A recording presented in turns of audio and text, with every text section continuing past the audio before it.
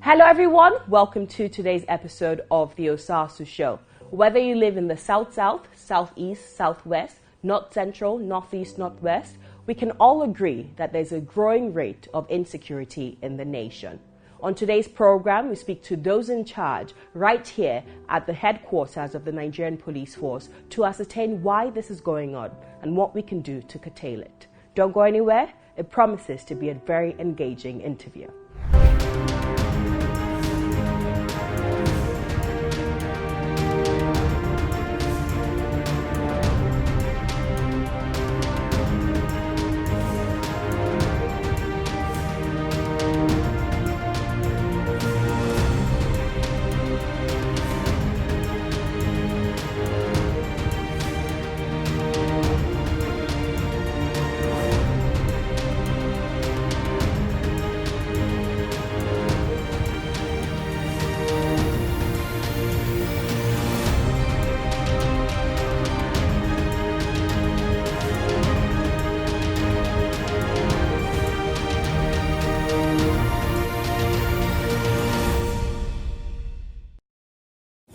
Welcome back to the Osasu Show. Joining me now is Mr. Frank Umba, the first PRO of the police force. Thank you so much for joining us in today's program. Thank you. You're welcome. What would you attribute to the rising insecurity in the nation as of today? I mean, the Nigerian Security Tracker, which is the Council on Foreign Relations, recently released a damning report on the police force and the other security agencies that since 2011 till date 2020, the cumulative deaths of Nigerians has increased per thousands. First of all, let me admit to the fact that indeed there are security challenges in this country. But just as we are facing this enormous challenges in this part of the world, there also appears to be a general trend towards the globalization of crime. As a matter of fact, Nigeria is not alone in these challenges. If you track crime trends and patterns globally, and you also pay particular attention to what is happening in the ECOWAS sub-region, for example, you look at what is happening in the Sahel region, and you look at what is happening even in Northern Africa, you will see these global rise in crimes and criminality, particularly narcotic-related crimes, crimes that are rooted in violence, increasing rate of homicide, terror-related deaths. And these are not just happening in Africa. If you look at even the industrialized and the highly developed countries, you will see these repeated incidents of mass attack and mass killings going on, even in states, even in countries like United States, where repeatedly lone wolves get out of control and engage in massive, senseless, and sometimes unexplainable killings of people. Yes, I'm glad in you schools, at bus stops, okay, in nightclubs, at shopping malls. So this trend clearly shows that just as we are enjoying the positive influence, positive impact of globalization on trade, commerce, IT, and other related fields, the world must be ready to also deal with the negative impacts of globalization. As we see, Nigeria is facing its own share of these challenges. But in our part of the world, the challenges are further exacerbated by some deep-rooted factors. Factors such as unemployment, factors such as educational, economic, and political exclusion, factors such as the widening gap between the rich and the haves and the have-not, and then the endemic impact of poverty. And so, while the the law enforcement community, led principally by the police, are doing what is necessary to combat these crimes. Our political leaders must also be involving and implementing social intervention programs that will also help to deal with the root causes of some of these problems. I'm glad you've talked about the impact of globalization on insecurity on all the different nations of the world. However, when we see insecurity in more developed countries like the United States of America or the United Kingdom or even China, within 24 hours, we have some sort of data or statistics or information on these crimes, on these perpetrators of these crimes. But in Nigeria, thousands of people get away perpetrating crimes daily without any information or without any recourse of the law meted out against them. So what is the police force doing in terms of intelligence gathering to ensure that you can further predict and curtail the rise of crime around the nation? I am glad you are drawing a very beautiful comparison, and you are juxtaposing what the things that are happening in this developed world and things that are happening in Nigeria. And if you want to assess the policing capacity of the NPF, you must also do that within the context and confines of the environment within which we operate. And so, for example, if I am policing the city of London, for example, or I am policing the city of New York, for instance, or any of the developed countries, certain infrastructure and logistics and certain networks are placed at my disposal. So, for instance, I have access to updated and modern database, crime database, the profile of practically all members, all sectors of the population of my country. I have access to cameras that are working 24/7 and never going to sleep. I have access to so many logistics and working tools.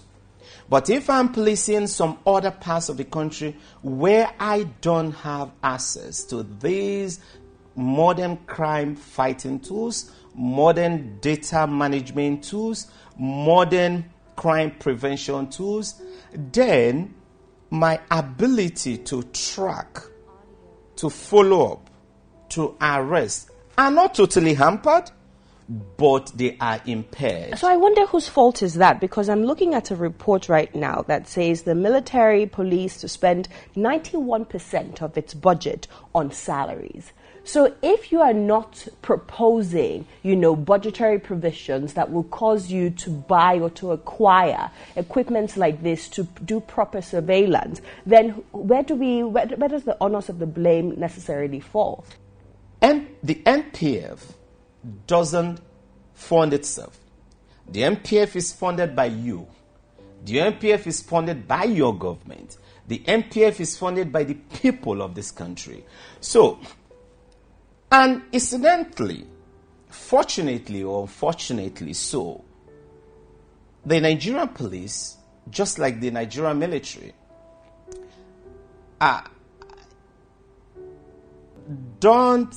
by law, can't unionize.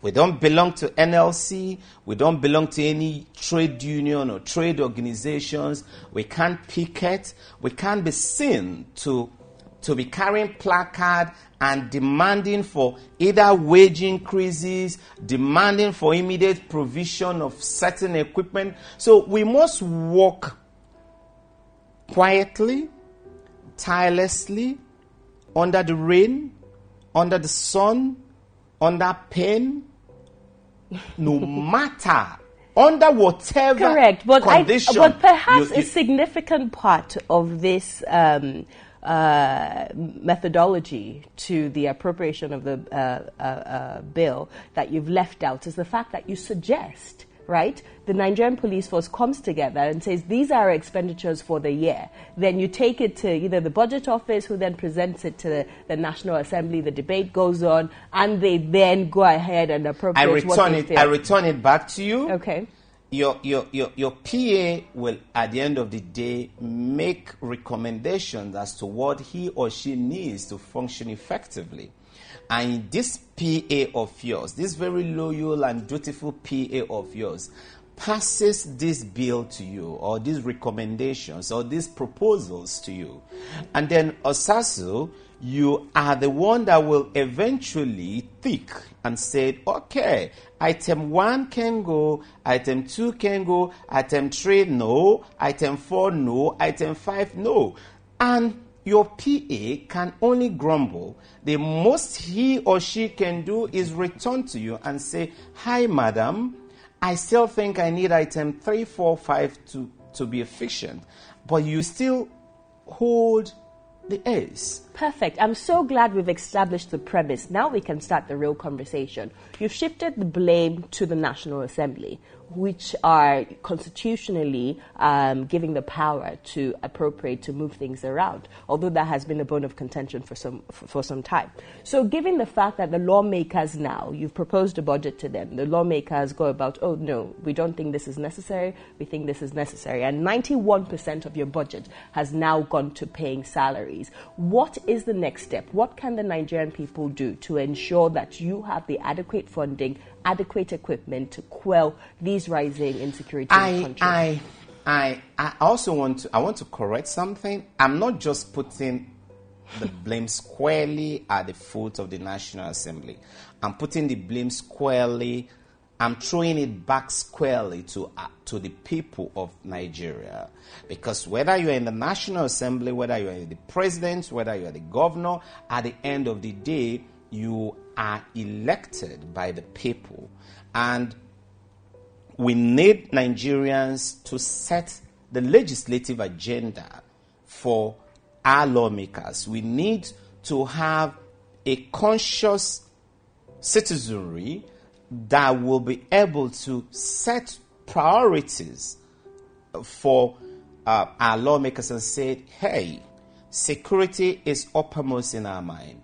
We want you to pay very special attention to the funding of the police and other agencies. But having said all this, I still want to believe that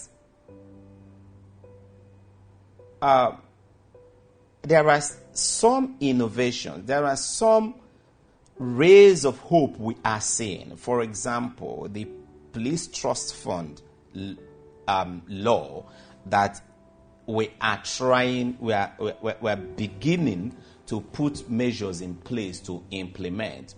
We believe that the Police Trust Fund, when it eventually comes into existence, will provide some source of intervention funds that could also help intervention extra budgetary funds. That I think that should be the right way to describe that kind of funding that will help to fill in the bridge these deficits in budgetary funding of the police. And we believe that probably before the middle of this year, that the Police Trust Fund will become fully functional, and that will help to ease off some of the challenges. When we talk about these budgetary deficits, I wonder, the president came into office campaigning that security was one of the core areas that he would focus on, as well as fighting corruption and reviving the economy. And when I hear you speak about the huge budgetary deficit that the Nigerian Police Force is facing today, I wonder how serious he is in enacting that promise and delivering these dividends of democracy to the Nigerian people. Again, I wouldn't want you to take me out of the core areas of crime fighting into core areas of policy issues, political issues. But as you said, policy is at the core. No. Mm-hmm. I am a crime fighter. My job is out there, hit the bad guys, get them out of the streets, send them to jail, make it impossible for them to operate on the street and keep my people safe, keep Nigerians safe, keep their property safe, keep their lives protected. And unfortunately... And there are other persons whose responsibility or whose responsibilities are to deal with some of these issues that you are throwing up. And we must stick to our core callings in order for us not to stray.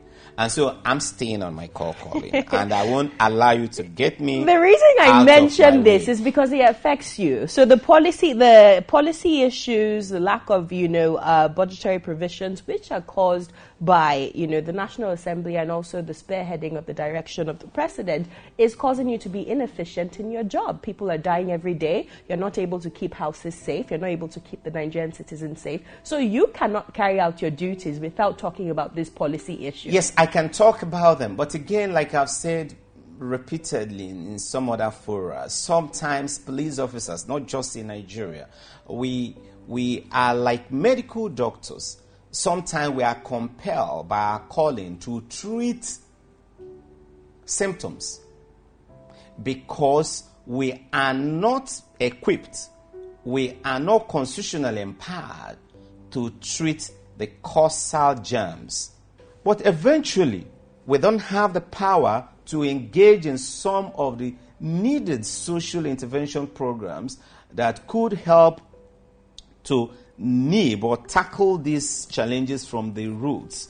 We must work collectively, collaboratively to deal with these challenges. But Perfect. we will continue to take the charge and the lead in the field. Awesome. I love that sentence. We must work collectively, collaboratively to deal with these challenges. So away from the social, political, policy issues that we're dealing. So to round up, we've seen sort of a breakdown in relationship over the past few years within the military and the police. And it seemed to us that the military started to do the job of the police force. Can you speak to that? Do you believe if there was a more synergized relationship, we'll be able to curtail crime faster and more efficiently?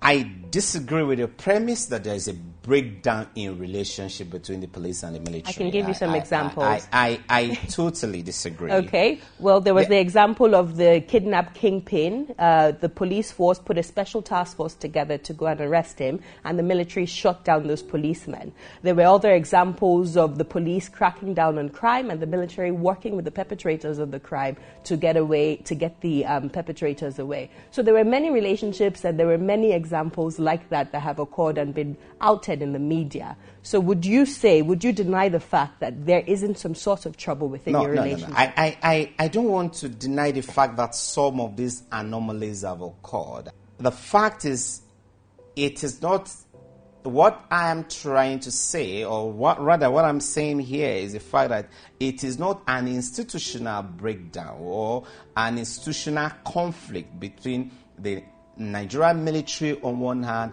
and the Nigerian police on the other hand. What we have seen is we have seen scenarios where some delinquent military personnel or some rogue officers, either in the military or in the police or in other agencies, have conducted themselves in manners inconsistent with their oath of offices, or in manners that are clearly not in consonant with their callings, either as members of the Nigerian Armed Forces or members of the Nigerian Police Force.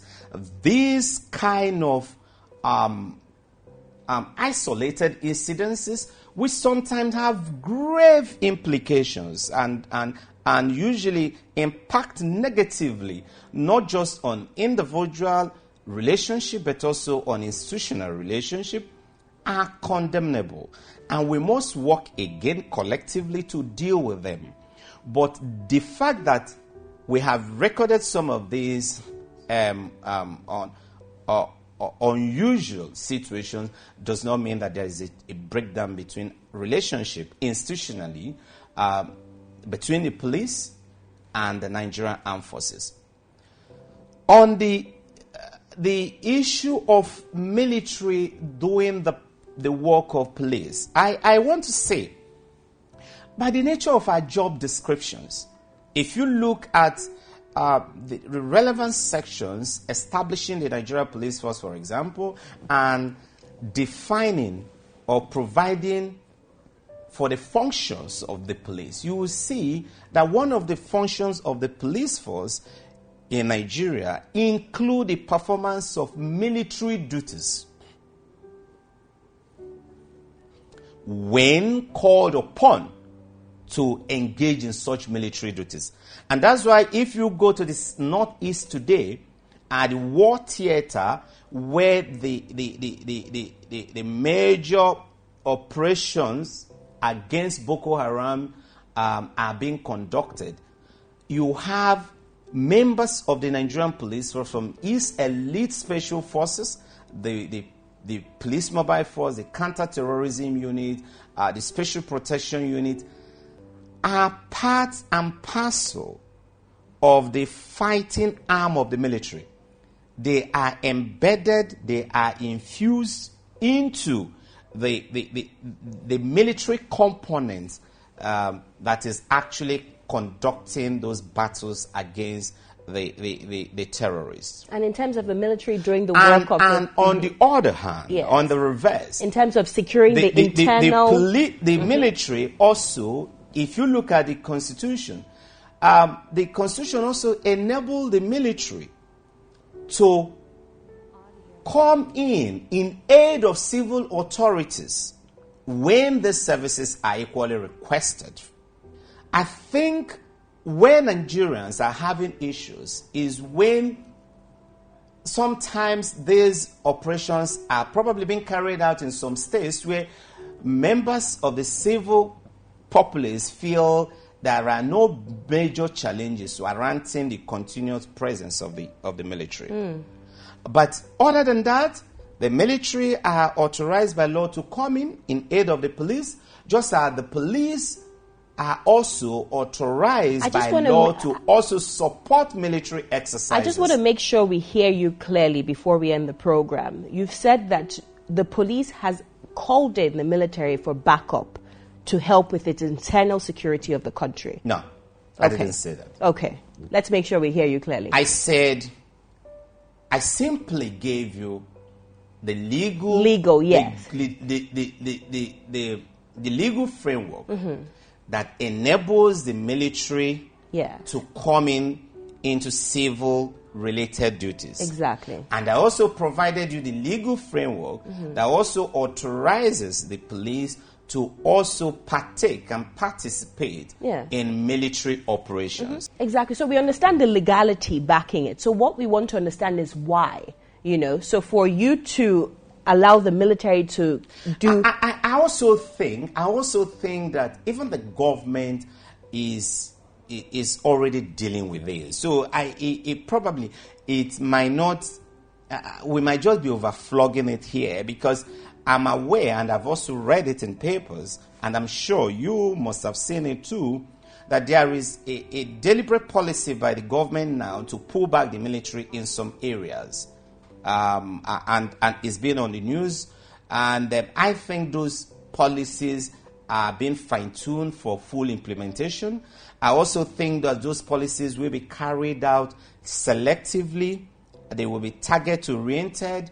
They will be done in such a manner that the military will pull back starting from areas where their pulling back will not affect or have any significant negative effect on the security situation. Not to keep flogging a dead horse here, but the reason I've asked why is because the Nigerian citizens want to know why were they even there in the first place. Don't we have enough people in the police force to handle our internal security issue? Why did we even need to get the military involved? Let me say this. Yeah. I speak as a spokesperson for the Nigerian Police Force. Yeah.